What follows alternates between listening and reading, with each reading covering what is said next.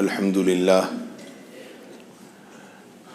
للہ رب العالمین والصلاة والسلام علی سید المرسلین محمد وآلہ وصحبہ اجمعین ومن تبعہم بإحسان الی یوم الدین اما بعد اعوذ باللہ من الشیطان الرجیم بسم اللہ الرحمن الرحیم وما خلقت الجن والانس الا ليعبدون ما اريد منهم من رزق وما اريد ان يطعمون ان الله هو الرزاق ذو القوة المتين صدق الله العظيم رب اشرح لي صدري ويسر لي امري سبحانك لا علم لنا الا ما علمتنا انك انت العليم الحكيم سبحان ربك رب العزة عما يصفون وسلام علی المرسلین والحمد للہ رب العالمین۔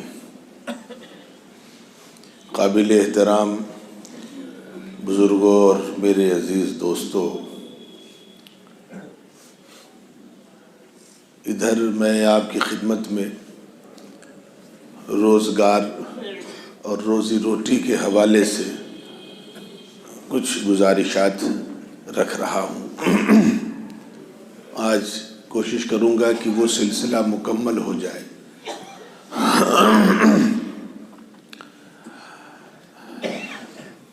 قرآن مجید کی ایک بڑی مشہور آیت جو میں نے ابھی پڑھی ہے، اس مشہور آیت میں اللہ رب العزت نے انسانوں کو اس دنیا میں بھیجنے کا مقصد بتلایا ہے، انسان کو کیوں پیدا کیا ہے، اس کا صاف صاف اللہ رب العزت نے مقصد واضح کر دیا ہے۔ اللہ رب العزت قرآن مجید میں ارشاد فرماتے ہیں، ہم نے جناتوں کو اور انسانوں کو دنیا میں اپنی عبادت کے لیے بھیجا ہے۔ وما خلقت الجن والانس الا لیعبدون۔ دنیا میں انسانوں کے آنے کا مقصد اللہ کی بندگی ہے، اور دنیا کی جو زندگی ہے وہ امتحان ہے کہ ہم بندگی میں کس قدر کامیاب ہیں۔ لیکن قرآن مجید میں بیشتر مقامات پر جہاں پر بندگی کا ذکر ہے وہاں پر روزی روٹی کا بھی ذکر ہے۔ یہ جب ایک نظام ہے کہ انسان کبھی کبھی روزی روٹی کو اس قدر اہمیت دے دیتا ہے کہ اس کے پیش نظر وہ بندگی کو فراموش کر دیتا ہے۔ اچھا، اللہ رب العزت کی ذات پر ہمیں شاید بھروسہ بھی کم ہو گیا ہے، کیونکہ روزی روٹی کی ذمہ داری اللہ نے خود لے رکھی ہے۔ اسی آیت میں عام اوقات میں عبادت کرنا ذرا سا آسان ہے، لیکن جب وقت کاروبار کا ہو، وقت جب تجارت کو ہو، اس وقت عبادت کرنا ذرا مشکل ہوتا ہے۔ اسی لیے اکثر دیکھا گیا ہے کہ بہت سے لوگ ایسے ہیں جو گھر میں فجر کی نماز پڑھ لیتے ہیں اور دکان سے یا کاروبار سے واپس آنے کے بعد عشاء کی نماز بھی پڑھ لیتے ہیں، لیکن دکانداری کے درمیان ظہر اور عصر اور مغرب میں دکان چھوڑنا ان کے لیے ذرا مشکل ہوتا ہے۔ اس لیے اللہ نے یہاں پر تسلی دی ہے اور فرمایا ما ارید منہم من رزق، تم کو ہم نے دنیا میں اس لیے نہیں بھیجا ہے کہ ہمیں روزی روٹی کما کر کے دو، ہمیں کھلاؤ، ہمارا پیٹ بھرو، بالکل نہیں، بلکہ دنیا میں اس لیے بھیجا ہے کہ سادگی کے ساتھ زندگی گزارو، اور روزی روٹی کا جہاں تک مسئلہ ہے اس کے لیے شریعت کے جو اصول ہیں ان کے مطابق محنت کرتے رہو۔ دینے والی ذات اللہ کی ہے، لیکن عبادت سے کوئی سمجھوتا نہ کرو۔ اسی لیے یہاں پر وما خلقت الجن والانس الا لیعبدون ما اريد منهم من رزق وما اريد ان يطعمون۔ آگے اللہ فرما رہے ہیں ان اللہ هو الرزاق ذو القوة المتین۔ رزاق لفظ اس میں معنی کی کثرت ہے، اللہ بہت روزی دینے والا ہے۔ رزاق، رزق سے رزاق لفظ بنا ہے، اللہ کا نام ہے۔ ہمارے ہاں بہت سے لوگوں کے نام ہوتے ہیں عبد الرزاق، تو رزاق کا مطلب ہو گیا کہ اللہ تعالیٰ بہت کھلانے والے، بہت نوازنے والے، بہت روزی عطا کرنے والے ہیں۔ تو ایک مسئلہ میرے عزیزو، میں اسی سلسلے سے آگے بڑھ رہا ہوں، ایک مسئلہ ہمارے یہاں کبھی کبھی یہ آتا ہے کہ ہم دین پر دنیا کو غالب کر دیتے ہیں، وہ نقصان کی چیز ہے۔ آگے حضرت ابراہیم علیہ السلام کا واقعہ سناتا ہوں آپ کو۔ ابراہیم علیہ السلام کو اللہ نے جو دو مشہور بیویاں ہیں، ایک حضرت سارہ، ایک حضرت ہاجرہ۔ حضرت ہاجرہ علیہ السلام کا تذکرہ، ان کا پورا واقعہ اللہ نے قرآن مجید میں ذکر فرمایا۔ ربنا انی اسکنت من ذریتی بواد غیر ذی زرع، اللہ آپ کا حکم ہے، اس وجہ سے اس ویرانے میں، اس بیابان میں نے اپنی نسل کو آباد کیا ہے، اس کا مسکن بنایا ہے۔ ایک باپ اپنی ایک ایسی بیوی جو پیغمبر کی بیوی ہو اور پھر ایک پیغمبر کی ماں ہو اور امام الانبیاء کی دادی ہو رہی ہو، کتنی شریف اور کتنی نیک خاتون ہوگی، لیکن اللہ کا حکم ہے، اس لیے اس خاتون کو اور اپنے چھوٹے سے بچے کو اس ویرانے میں چھوڑ کر کے آپ جا رہے ہیں۔ ایک باپ کی ذمہ داری ہے کہ اپنے بچوں کی روزی روٹی کی فکر کرے، اس کے لیے کوششیں کرے، اور جو کچھ اللہ نے اس کو صلاحیتیں دی ہیں ان صلاحیتوں کو استعمال کرے۔ چنانچہ ابراہیم علیہ السلام نے جب وہاں پر آباد کیا تو اس کے لیے قرآن میں جو لفظ ہے وادیہ غیر ذی زرع، ایسی وادی جہاں کچھ اگتا نہ ہو، ویرانہ، صحرا، ریگستان، چٹیل پہاڑ، وہ علاقہ ہے۔ وہ تو اب وہاں تیل کے خزانے اللہ نے نکالے، اس دور میں کچھ ہوتا ہی نہیں تھا۔ چنانچہ ابراہیم علیہ السلام کا اللہ نے امتحان لیا اور اس امتحان میں آپ کامیاب ہوئے، وہاں پر آباد کیا۔ عند بیتک المحرم، اللہ یہاں پر ہم نے آباد کیا ہے، مقصد کیا ہے؟ آپ کا حکم ہے، اور آگے اس مقصد کو بھی کھولا، ربنا لیقیموا الصلاۃ، تاکہ اللہ یہ نمازوں کو قائم کرنے والے بنے، یہاں جو نسل آباد ہو وہ تیری عبادت گزار نسل ہو۔ اب پہلے نماز کا تذکرہ، پہلے نماز کو مہرہ بنایا، نماز کی اہمیت اور افادیت کو واضح کیا۔ اب اللہ سے دعا کر رہے ہیں، فَاجْعَلْ أَفْئِدَةً مِّنَ النَّاسِ تَهْوِي إِلَيْهِمْ، اللہ کوئی شکل ایسی بن جائے کہ لوگ یہاں آ کر کے آباد ہو جائیں، ورنہ ویرانے میں یہ کیسے رہیں گے۔ ایک انسان کو سماج کی ضرورت ہوتی ہے، سماج سے اس کے بہت سے مسائل حل ہوتے ہیں، زندگی خوبصورت ہوتی ہے۔ تو پہلی دعا یہ کری، نماز کا ذکر کیا اور دعا کی کہ اللہ یہاں پر لوگ آ کر کے آباد ہو جائیں۔ وَارْزُقْهُم مِّنَ الثَّمَرَاتِ، اب دعا کر رہے ہیں اللہ یہاں پر جو نسلیں ہماری آباد ہوں ان کی روزی روٹی کا بھی غیب سے انتظام فرماتے ہیں۔ تو روزی روٹی کا تذکرہ ابراہیم علیہ السلام فرما رہے ہیں، لیکن پہلے نماز کا تذکرہ قرآن مجید میں موجود ہے۔ اس لیے میرے عزیزوں، دو میں نے بہت پرانی باتیں آپ کے سامنے رکھی ہیں، دونوں باتیں نماز سے وابستہ ہیں، نماز سے جڑی ہوئی ہیں۔ اسباب ہمیں اختیار کرنے ہیں، بالکل۔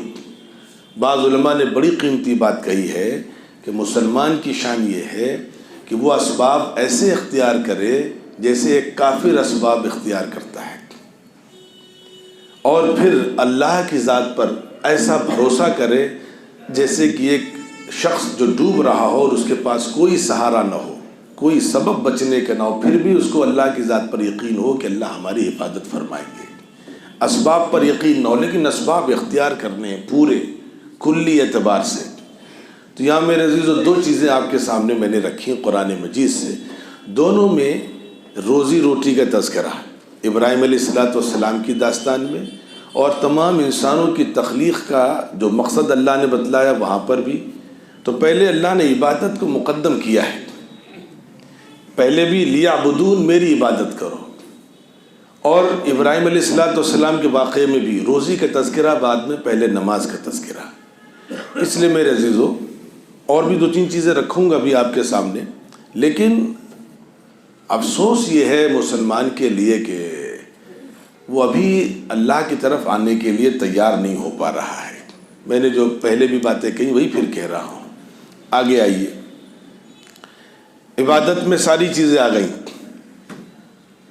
قرآن مجید میں اللہ رب العزت نے، میں قرآن کی حوالے سے باتیں کر دے رہا ہوں جلدی جلدی، وَمَن يَتَّقِ اللَّهَ يَجْعَل لَّهُ مَخْرَجًا۔ اب روزی روٹی چاہیے تو اللہ کا تقوی ہونا چاہیے، اللہ سے ڈر ہونا چاہیے، اللہ کا خوف ہونا چاہیے۔ دو چیزیں رہیں انسان کی زندگی میں، تقوی، دوسرے توکل۔ پھر انسان کو پریشان ہونے کی ضرورت نہیں ہے، صرف اللہ سے مانگنے کی اس کی اپنی عادت ہو، انسانوں سے کبھی اپنی ضرورت نہ کہے۔ چنانچہ وہاں پر قرآن مجید میں اللہ رب العزت نے عجب تذکرہ فرمایا، وَمَن يَتَّقِ اللَّهَ يَجْعَل لَّهُ مَخْرَجًا۔ جو اللہ سے ڈرتا ہے اللہ اس کے لیے مصیبتوں میں، ان مصیبتوں سے نجات کے راستے بنا دیتا ہے تقوی کی بنیاد پر۔ لیکن آگے اللہ تعالیٰ ایک بات کہہ رہے ہیں، وَيَرْزُقْهُ مِنْ حَيْثُ لَا يَحْتَسِبُ۔ روزی اللہ اسے وہاں سے دیتے ہیں جہاں سے اسے گمان بھی نہیں ہوتا۔ بارہا دیکھا گیا کہ ہم نے اپنے بچے کو پڑھایا لکھایا، لیکن کام وہ کر رہا ہے جو اس نے پڑھا نہیں، روزی وہیں سے آ رہی ہے۔ اللہ روزی دینے پہ آئے تو جنگل میں، بیابان میں، وہاں پہنچا دیتے ہیں، اور روزی دینے پہ نہ آئے تو آپ کسی شاندار مارکیٹ میں بیٹھے لیکن وہاں بھی روزی نہیں ملتی۔ تو تقوی کا تذکرہ یہاں اللہ نے فرمایا۔ ایک جگہ عبادت میں ساری چیزیں آ گئیں، دوسری جگہ نماز، تیسری جگہ تقوی۔ تقوی کے بہت سے انعامات، لیکن یہاں پر ایک بات جو میں کہہ رہا ہوں کہ وہ تقوی کے اوپر اللہ نے روزی روٹی کے وعدے کیے۔ ایک اور بات، جتنے لوگوں کی شادیاں ہو گئی ہیں، قاضی صاحب نے نکاح پڑھایا ہوگا، نکاح میں قرآن مجید کی 3 مشہور آیتیں ہر قاضی، ہر امام پڑھتا ہے۔ اس میں ایک تھوڑا سا غلطی یہ ہو جاتی ہے ہمارے یہاں کبھی کبھی کہ ان کا خلاصہ امت کے سامنے نہیں آ پاتا۔ اس میں ایک آیت پڑھ رہا ہوں میں، یا ایھا الناس اتقوا ربکم، ایک آیت یہ ہے، ایک ہے یا ایھا الذین آمنوا اتقوا اللہ حق تقاتہ، اللہ سے ڈرو جیسے ڈرتے ہیں۔ لیکن ایک جگہ تیسری آیت پڑھی جاتی، یا ایھا الذین آمنوا اتقوا اللہ وقولوا قولا سدیدا، اے لوگو اللہ سے ڈرو، وقولوا قولا سدیدا، اور بات بہت سوچ سمجھ کر کے کرو۔ وہ تو نکاح کا پس منظر، اس لیے وہاں پر تو وہ اس انداز سے گفتگو ہوتی ہے، لیکن یہاں میں جو عرض کرنے جا رہا ہوں اس کا مطلب ہے معاملات۔ کیونکہ آگے اللہ رب العزت نے ایک عجیب و غریب بات کہی ہے، جو بھی زبان سے کہہ رہے ہو وہ تو زندگی کا معاملہ ہے، نکاح قبول کرنے جا رہے ہو، بچوں کا کھیل تماشا نہیں ہے، اس کی ذمہ داریاں تمہارے سر آئیں گی، سوچ سمجھ کر کے کہنا میں قبول کر رہا ہوں، یہ بچوں کا کھیل نہیں ہے بغیر سمجھے جو چاہے کر دو۔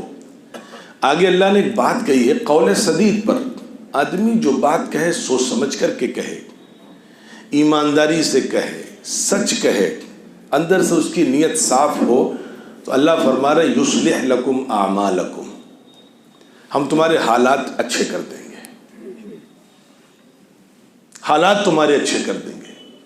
اعمال کا ترجمہ میں نے حالات سے کیا ہے، اعمال تمہارے اچھے کر دیں گے وہ تو اس میں ہے ہی ہے، لیکن تمہارے حالات اچھے کر دیں گے، تمہاری زندگی اچھی کر دیں گے۔ بس خالی یہ مزاج بن جائے زندگی کے ہر شعبے میں کہ دکاندار ہیں تو وہاں پر، ڈاکٹر ہیں تو وہاں پر، وکیل ہیں تو وہاں پر، ملازم ہیں تو وہاں پر، مالک ہیں تو وہاں پر، اندر سے نیت صاف ہونی چاہیے، وہ عبادت بھی ہو رہی ہے اور اللہ کی طرف سے اعلان بھی ہو رہا ہے کہ تمہارے اعمال اچھے ہو جائیں گے۔ یصلح لکم اعمالکم۔ اور آگے آئیے، حالات اچھے کرنے کے لیے اللہ نے قرآن مجید بہت، میں تمہیں چند آیتیں جو تلاش کر کے لایا وہ آپ کے سامنے رکھ رہا ہوں۔ ایک آیت اور، فَأَمَّا مَنْ أَعْطَىٰ وَاتَّقَىٰ وَصَدَّقَ بِالْحُسْنَىٰ فَسَنُيَسِّرُهُ لِلْيُسْرَىٰ۔ قرآن مجید میں اللہ نے 3 شرطیں لگائی ہیں جن میں 3 خوبیاں ہوں گی۔ اللہ تعالیٰ فرما رہے ہیں فَسَنُيَسِّرُهُ لِلْيُسْرَىٰ، ہم اس کے حالات میں آہستہ آہستہ آسانیاں پیدا کریں گے۔ قرآن کی اس آیت کا مطلب یہ ہے کہ ہم کوئی جادو کا نظام نہیں کہ ابھی آپ نے دعا کی اور شام کو سارے مسئلے حل ہو گئے، مسئلے آہستہ آہستہ حل ہوں گے، اور اللہ تعالیٰ کہہ رہے ہیں میں حل کروں گا، ہم حل کریں گے تمہارے حالات۔ اور اس کی وجہ بتلائی 3، اعطا، دینے کا مزاج ہونا چاہیے، ہماری جو بھی حیثیت ہے ہم عطا کرنے والے بنیں. ایک خوبی ہر مسلمان میں ہونی چاہیے، دینے کا مزاج. فاما من اعطى، دوسری خوبی واتقى، اللہ سے ڈرنے والا ہو. وصدق بالحسنى، خیر کی باتیں کرنے والا ہو، اچھائیوں کی باتیں کرنے والا ہو، اچھائیوں کی تلقین کرنے والا ہو. یہ چند کام آپ کریں گے تو اللہ تعالیٰ فرما رہے ہیں فَسَنُيَسِّرُهُ لِلْيُسْرَىٰ، ہم اس کے حالات میں انشاءاللہ خیر ڈال دیں گے، آسانیاں ڈال دیں گے. ہر جگہ اللہ نے چیزوں کو جوڑا. اب تقوی پر میں ایک بات خالی بتلا دوں، اللہ کیسے حالات بدلتے ہیں. دارالقضاء میں بہت سی وہ چلتی ہیں وہاں کی کارگزاریاں جہاں آپس میں فیصلے ہوتے ہیں. ایک بچی کی شادی اتفاقاً ایک ایسے شخص سے ہو گئی جو بعد میں پتہ چلا کہ وہ شرابی بھی تھا. اور بچی پریشان ہو گئی. مقدمہ مفتی صاحب کی عدالت میں پہنچا تو وہاں ایک صاحب خود بھی آئے ہوئے تھے، وہاں وہ اپنی بہو سے پریشان تھے. جب یہ مفتی صاحب کی عدالت میں یہ آئی بچی تو وہاں کچھ لوگ اور بیٹھے ہوئے تھے. تو باتوں باتوں میں آدمی شیئر کرتا ہے تو پتہ یہ چلا کہ بھئی وہ اپنے شوہر سے بہت پریشان ہے، طلاق دے نہیں رہا ہے اور طلاق لینے کے لیے آئی ہے. طلاق کے سلسلے میں ایک مسئلہ آپ کو بتاتا ہوں، اگرچہ مسئلے کی یہ جگہ نہیں ہوتی. اگر کسی کا شوہر شرابی ہے اور وہ بچی اس کے ساتھ نہیں رہنا چاہتی تو اس میں شریعت نے بیچ کی ایک شکل نکالی، وہ مفتی صاحب کے پاس جائے اور مفتی صاحب اس کو وارننگ دیں گے، تحقیق کریں گے. اگر واقعتاً وہ شراب پی رہا ہے اور شراب سے وہ نہیں بچ رہا ہے تو وہ طلاق کا جو اختیار ہے وہ شریعت مفتی صاحب کو دے دیتی ہے. پھر تو اگر کسی بچے کے ساتھ ایسا مسئلہ ہے، بیچ میں بات آئی اس لیے کہہ رہا ہوں، مجھے تو روزی روٹی پر بات کرنی ہے. چنانچہ ہوا یہ کہ وہاں کسی نے اس بچی سے کہا کہ یہاں تم کیوں آئی ہو، یہ کچھ کریں گے تھوڑی، تمہاری زندگی اس نے برباد کر دی. تم ایسا کرو سول کورٹ یا فیملی کورٹ وہاں چلی جاؤ. وہاں جاؤ گی تو محترم کو سزا بھی ہوگی، نوکری سے بھی جائیں گے، ضمانت نہیں ہوگی بھی، ان کے دماغ ٹھیک ہو جائیں گے. تو اس بچی نے جواب دیا کہ نہیں، میں وہاں نہیں جاؤں گی. اس کی وجہ یہ کہ میرا اللہ مجھ سے ناراض ہو جائے گا. جب قرآن تمہارے سامنے ہے، فیصلہ یہاں سے ہو سکتا ہے تو وہاں جانے کی کیا ضرورت ہے. اور باقی میں اپنا مقدمہ اللہ کی عدالت میں لگا دوں گی، اللہ خود سزا دیں گے ان کو. میری زندگی سے جو مذاق کیا ہے انہوں نے. خیر، ایک صاحب اپنی بہو کو لے کر کے وہاں بہو کے واسطے سے آئے تھے. بہو سے کچھ مسئلہ تھا، بہو ان کے یہاں نہیں رہنا چاہ رہی تھی. وہ بڑے آدمی تھے، بڑے گھرانوں کے. بعض بڑے گھرانوں کے لوگوں کے ساتھ بڑے مسائل ہوتے ہیں، اپنی عزت کے لیے بہت کچھ برداشت کرتے ہیں. وہ باتیں سن رہے تھے، وہاں خاموش تھے، بہت پریشان تھے کہ ان کی بہو کا مسئلہ بیٹے سے چل رہا ہے. خلاصہ کلام یہ کہ وہاں دونوں کی طلاق ہو گئی. ان محترم نے اس لڑکی کے باپ کو اپنا کارڈ دیا کہ آپ سے بعد میں بات کریں گے. چونکہ شرعاً ایک مسئلہ یہ بھی ہے کہ اگر کسی بچے کی طلاق ہوتی ہے تو جب تک عدت کے ایام ہے تب تک دوسرا نکاح کا پیغام نہ دیا جائے. عدت گزرنے کے بعد نکاح کا پیغام دیا جائے، یہ ایک طریقہ بتایا ہے شریعت نے. چنانچہ انہوں نے ان کو رابطے میں رکھا اور جب اندازہ ہو گیا کہ اس بچی کا عدت کا وقت گزر گیا ہوگا، اور انہوں نے اپنی بیوی سے مشورہ کیا کہ دور بہت نازک ہے، اللہ نے ہمیں ایک جگہ سے نجات دی ہے، خدا نخواستہ دوسری بچی آئی اور اس نے بھی کہیں پریشان کرنا شروع کیا تو ہم لوگ بہت بدنام ہو جائیں گے. وہ بچی ہمیں سمجھ میں آ رہی ہے کہ وہ کچھ بھی کرے گی بدنام نہیں کرے گی، چونکہ اس کے سامنے اللہ کا ڈر ہے. چنانچہ جب پیغام دیا اور بیچارے ٹوٹے ہوئے لوگ تھے، اس کی شادی ہو گئی. تو اور یہ بہت بڑے گھر کے تھے، وہ بہت غریب گھرانے کی بچی تھی، لیکن صرف تقوی کی بنیاد پر اللہ نے اس بچی کے مسائل کو حل کر دیا کہ اللہ کا خوف ہے، اللہ کے دربار میں اپنا مقدمہ لگا دیا ہے. تو ہمارے اندر اگر یہ خوبیاں ہیں، کلی عبادت ہے، نمازوں کی پابندی ہے جیسے ابراہیم علیہ السلام کا تذکرہ، تقوی ہے، تو اللہ تعالیٰ قرآن مجید میں بتلا رہے ہیں کہ ہم روزی روٹی دیں گے تمہیں. اب معاملات کے سلسلے میں ہر آدمی کو عالم بننا ضروری نہیں ہے، ہر شخص اپنی جگہ سے اللہ کو پائے گا. ایک وکیل کی جو اس کی زندگی ہے وہ مجاہدے کی زندگی ہوتی ہے. اگر وہ واقعتاً صحیح معنوں میں انصاف کے ساتھ مقدمے میں جانے والے لوگوں کے ساتھ، اپنے کلائنٹ کے ساتھ ایمانداری سے کام کرے تو ہو سکتا ہو جو مقدمہ اس کا 2-4 سال تک چلے گا وہ 2-3 مہینے میں فائنل ہو سکتا ہے.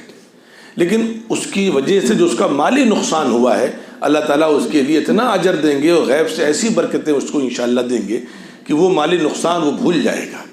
تو وہ جو میں نے ایک بات بیچ میں کہی وقولوا قولا سدیدا، سوچ سمجھ کر کے باتیں کیا کرو، وہاں پر ہمارے لیے یہ انعامات ہیں۔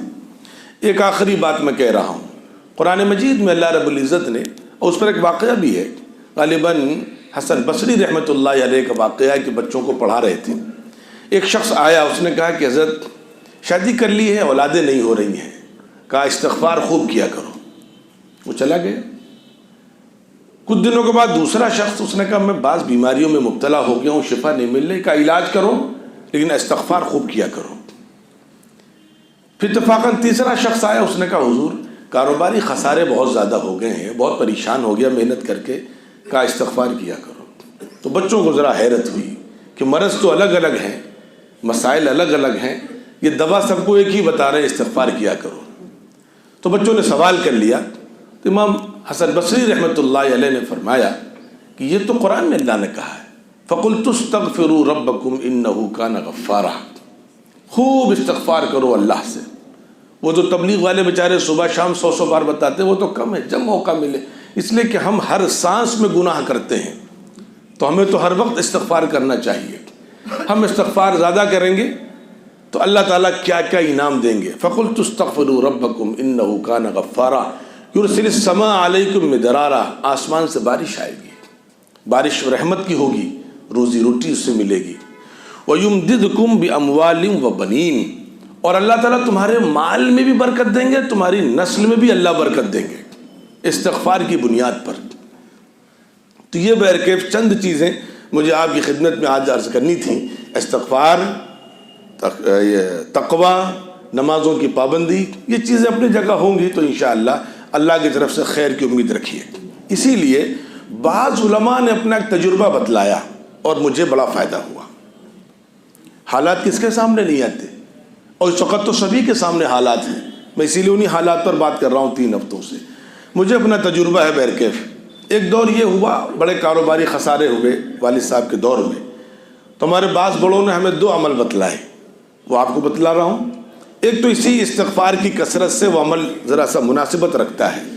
انہوں نے کہا بیٹا ایک کام کیا کرو، جمعے کے دن جمعے کی نماز کے بعد کسی سے بات کیے بغیر امام صاحب جب سلام پھیر دیں، اپنی جگہ بیٹھے بیٹھے اول آخر درود شریف پڑھو 5 7 9 مرتبے، اور یا غفار 200 مرتبے پڑھو، اے معاف کرنے والے، اے معاف کرنے، یا غفار 200 مرتبے پڑھو، پھر اللہ سے دعا کرو، اللہ برکت دیں گے انشاءاللہ۔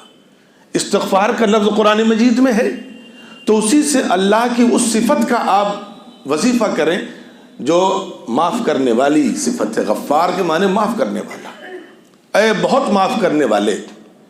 اس لیے کہ روزی روٹی پر جب کبھی حالات آتے ہیں تو ہماری بدعمالیوں کی وجہ سے، ما اصاب من مصیبت فی الارض ولا فی انفسکم، روئے زمین پر یا تمہاری ذات کو کوئی نقصان اگر پہنچتا ہے تو وہ تمہارے برے اعمال کی وجہ سے۔ آگے اللہ نے اگر ایک چیز کہی، بتلا دے رہا ہوں، ابھی مجھے ایک عمل اور بتلانا ہے آپ کو۔ اگر ایک انسان کوشش کر رہا ہے اور کوشش کے بعد بھی اسے کامیابی نہیں مل رہی ہے، تو اس کی صفت یہ ہونی چاہیے کہ وہ رنجیدہ نہ ہو، پریشان نہ ہو، افسوس نہ کرے، اللہ سے شکوہ نہ کرے۔ قرآن نے کہا لِكَيْ لَا تَأْسَوْا عَلَى مَا فَاتَكُمْ، کوئی چیز آپ نے کوشش کی، کاروبار میں، ملازمت میں، کسی اور چیز میں، لیکن کامیابی نہیں ملی تو افسوس نہ کرو، تمہارے لیے ہو سکتا ہو اس سے اچھی کوئی چیز اللہ نے رکھی ہو۔ وَلَا تَفْرَحُوا بِمَا آتَاكُمْ، اور اگر مل جائے تو پھر اتراؤ نہیں، تکبر نہ کرو، نہ ملے تو صبر کرو، مل جائے تو شکر ادا کرو۔ ہمارے یہاں بارہا اکثر ایسا ہوتا ہے کہ ملنے کے بعد کچھ نہ کچھ تکبر آ ہی جاتا ہے، گفتگو کا انداز بدل جاتا ہے، لب و لہجہ تبدیل ہو جاتا ہے، انسان کے دماغ میں برائیاں پیدا ہونے لگتی ہیں، لوگوں کو حقیر سمجھنے لگتا ہے۔ تو میں نے پچھلے جمعے کو باتیں رکھی تھی، کتنے لوگ ہیں یہاں پر، میں کسی سے پوچھ نہیں رہا ہوں، آپ خود پوچھیں، کتنے لوگ ہیں جن کے پاس نوکر ہو اور انہوں نے نوکروں کو اپنے ساتھ بٹھا کر ایک پلیٹ میں کھانا کھایا ہو؟ یہ تکبر کی علامت ہے۔ نہیں، وہ الگ کھائے گا، وہ زمین پر بیٹھ کر کھائے گا، ہمارے ساتھ نہیں کھائے گا، وہ بعد میں کھائے گا، بچا ہے تو کھائے گا۔ میں بارہ پوچھا کرتا ہوں، خالی تقریروں تو تھوڑی مسائل حل ہوتے، دنیا میں جو اسلام پھیلا ہے وہ کردار کی بنیاد پر، کہ جس کے ایک شخص لگ گیا پھر اس نے ایسی اس کے ساتھ ایک نمونے کی زندگی پیش کی کہ وہ شخص اسلام میں داخل ہو گیا، جس کو کبھی کوئی اپنے قریب نہ بٹھاتا ہو اور ہم اس کو اپنے ساتھ بٹھا کر ایک پلیٹ میں کھانا کھائیں اس کے ساتھ، اسی میں کھاؤ. یہ چیزیں خدا کو بہت پسند آتی ہیں. تو استغفار بہت ضروری ہے، ورنہ تکبر آ جائے گا ہمارے اندر، اور اس کی وجہ سے پھر مالی اعتبار سے ہم پر اللہ کی طرف سے حالات آئیں گے. تو ایک عمل اگر ہم یہ کریں گے انشاءاللہ، جو میں نے گزشتہ جمعے کو بچنے کی چیزیں بتلائی تھی، اس وقت میں جلدی سے کیونکہ مجھے بات مکمل کرنی، 200 مرتبے جمعے کی نماز کے بعد یا غفار پڑھیں اول آخر، اور اس کے بعد دعا کریں اللہ سے. دوسرا، رات کو سونے سے پہلے درود شریف کی کثرت ہو، باوضو سونے کی عادت ڈالیں، اور کم سے کم کچھ نہیں کر سکتے تو 3 عمل کر لیں بہت چھوٹے چھوٹے. ایک تو تسبیح فاطمی ہے جو آپ صبح فجر کی نماز کے بعد پڑھتے ہیں اور عصر کے بعد 33 33 34 سبحان اللہ الحمدللہ اللہ اکبر، 2 منٹ کا وظیفہ ہے، سونے سے پہلے کریں اس کو. اس کے بعد درود شریف جو بھیج سکتے ہو 100 مرتبے سونے سے پہلے، یہ عمل ہو. اور ایک کام اور کر لیں، بعض روایتوں سے یہ بھی ثابت ہے کہ قرآن مجید کی بعض صورتوں کی بعض مخصوص خصوصیات ہیں. اس میں سورۃ الواقعہ ہے 27ویں پارے میں. سورہ رحمان کے بعد جو سورت آتی ہے بہت چھوٹی سی ہے، 3 صفحے کی ہے تقریباً، 3 ساڑھے 3 صفحے کی ہے، 5 منٹ کی وہ سورت ہے. بس مشکل سے 10 منٹ کا وظیفہ ہے یہ. رات کو سونے سے پہلے کریں اللہ، پھر اللہ سے دعا کر کے سو جائیں، اللہ غیب سے راستے بنائے گا. ایک اور جو بچ سکتے ہیں وہ بچنے کی کوشش کریں. فجر کی، جو میں بار بار کہہ رہا ہوں، علماء نے لکھا ہے فجر کی نماز کے بعد اگر سونے کی عادت ہے تو یہ نحوست کی علامت ہے. ایک شخص فجر پڑھے اور سو جائے، یہ نحوست کی علامت ہے. روزی روٹی کی بے برکتی اس وقت آتی ہے. اگر کسی مجبوری سے ہم سونا ہی چاہتے ہیں تو اس کے لیے علماء نے لکھا ہے کہ اشراق کے بعد سو جاؤ. سورج طلوع ہونے کے کم سے کم 20 منٹ بعد آپ نماز پڑھ کر کے پھر سو جائیے، لیکن فجر کے بعد مت سوئیے. بیمار ہیں تو الگ چیز ہے، کسی وجہ سے سفر ہے یا تکان ہے تو الگ چیز ہے، لیکن عام حالات میں ہمارے یہاں معمول کیا ہے، اول تو فجر ہم پڑھتے نہیں، اور کبھی اللہ کی توفیق سے پڑھ لی تو فجر بعد جا کے فوراً سو جاتے ہیں. اس عمل کو دور کریں، انشاءاللہ غیب سے اللہ تعالیٰ برکتوں کے فیصلے کریں گے. اور آخری بات کہہ رہا ہوں سب کے لیے، وَلَوْ أَنَّ أَهْلَ الْقُرَىٰ آمَنُوا وَاتَّقَوْا. اللہ تعالیٰ قرآن میں فرما رہے ہیں اگر بستی والے ایمان لے آئیں، وَاتَّقَوْا، اور تقوی پیدا کر لیں. تقوی تو کیا؟ لَفَتَحْنَا عَلَيْهِمْ بَرَكَاتٍ مِّنَ السَّمَاءِ، آسمان سے برکتوں کی برسات کر دیں گے. قرآن میں اللہ کہہ رہے ہیں. تو اسباب جہاں تک ہے وہ آپ اختیار کریں، میں نے پہلے ہی کہا، لیکن یہ چند کام بھی کریں گے تو انشاءاللہ امید رکھیں کہ اللہ تعالیٰ ہمارے حالات کو بہت جلدی درست کر دیں گے. اللہ تعالیٰ کہنے سننے زیادہ عمل کی توفیق دے. والسلام علیکم ورحمۃ اللہ.